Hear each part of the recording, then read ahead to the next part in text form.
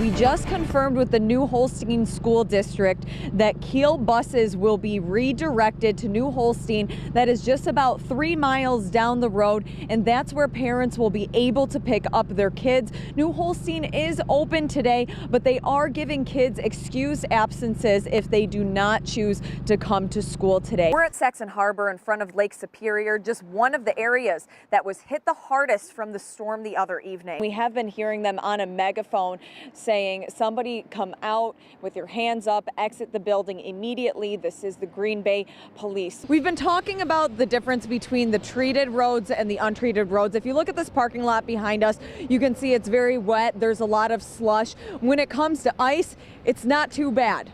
But then we walk right over here to the sidewalk, and I'm gonna be careful, but you can instantly tell that it has not been treated.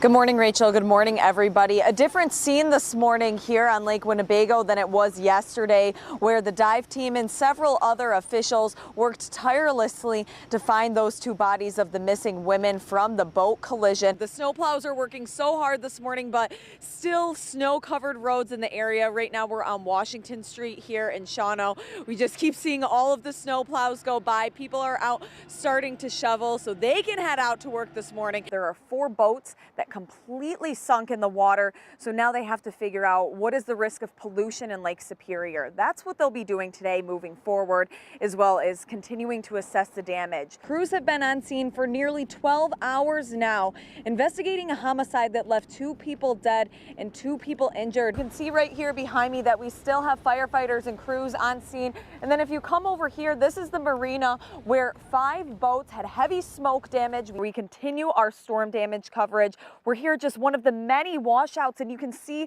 how extensive it truly is. Debris, sunken boats, and brown water are just some of the storm's aftermath you'll see at Saxon Harbor. After a storm that brought more than 13 inches of rain in just a matter of hours to several communities, Saxon Harbor was one of the places hit the hardest. You can't really prepare for something like this. It is a total disaster. Jim Clement with Xcel Energy was working during the storm. He says he never imagined there would be this much damage. The rain started falling and it fell in buckets. Couldn't keep up with everything. These creeks rose like rapid. When we talk flash flood, it was in flash flood, proportions. Emergency Management Director Stacy Offset tells me at the harbor alone, there was over $10 million worth of damage, and that's not including any of the campers or boats. And with summer being the peak season for tourism, he says this storm is going to hurt the local economy. A lot of locals have charter boats down there that are not going to be making any money, so it's going to be tough all the way around, and it's probably going to be a couple-year fix. We were able to make our way down this road to Saxon Harbor, but since then they have blocked it off due to safety reasons. There's exposed wires down there. There's some hazardous situations with fuel and gas, and there's different things, unforeseeable things that we don't know of yet. While several boats have damaged and many drifted out of the harbor, 4 have completely sunk.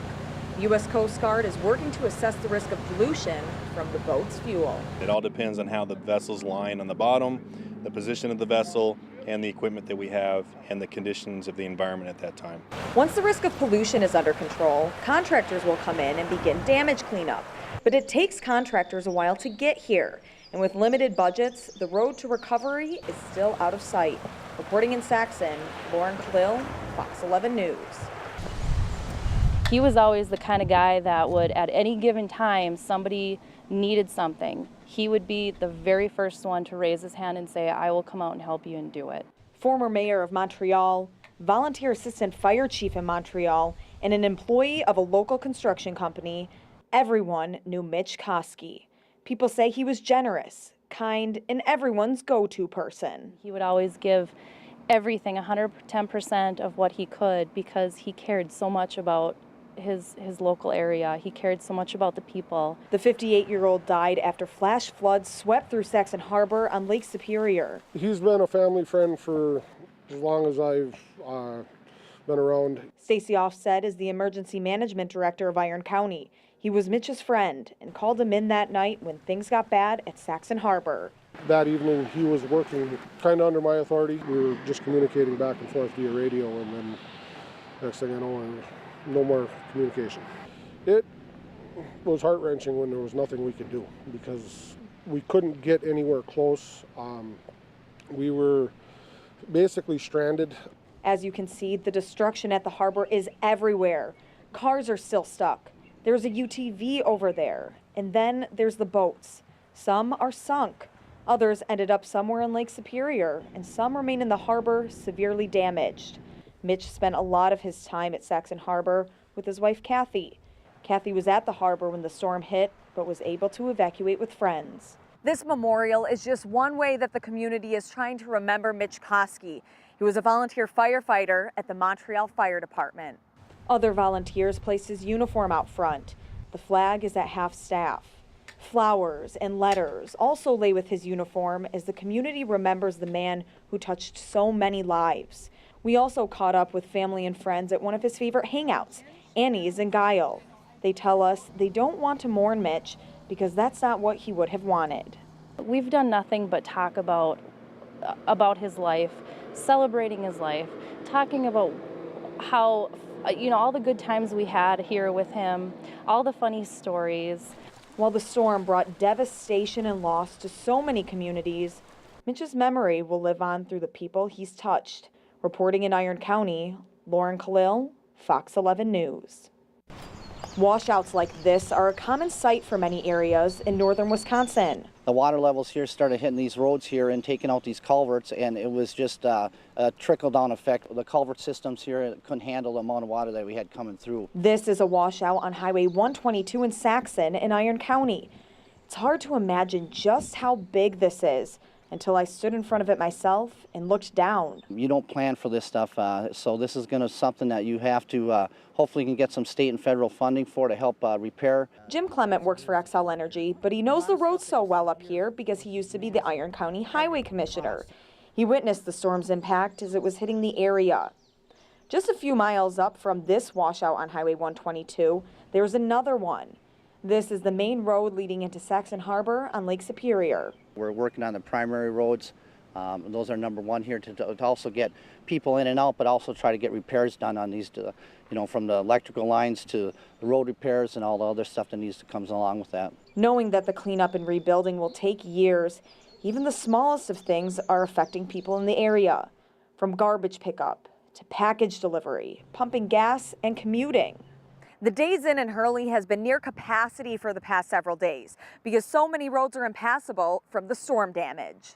A 40-minute trip to Ashland is now taking more than 2 hours due to washed-out highways. It's hard to tell from the outside of this bar and gas station, but the basement is flooded, so they can't pump gas. Even stores are having a hard time stocking their shelves. So to get trucks through with all the roads washed out obviously isn't really conducive to what we need because of all the travel time that's acquired to go around in the detours. North Star Beverage distributes to the Ashland and Bayfield areas, but due to detours, they've set up a temporary warehouse in Ashland. Because it's essential to us to keep our customers up and running, making sure people have water and have everything they need. So that's the steps that we're going to take for now until we start hearing about the roads opening and anything else happening that'll get us there quicker than 3 hours. Local officials are working around the clock to figure out what's next. This is going to be an impact locally on businesses. Everyone here is impacted one way or another from trying to get to their work, to try to, get up here and try to get around to see family and friends and stuff because there's still a lot of people that don't have access in and out of their homes here. Reporting in Iron County, Lauren Kalil, Fox 11 News.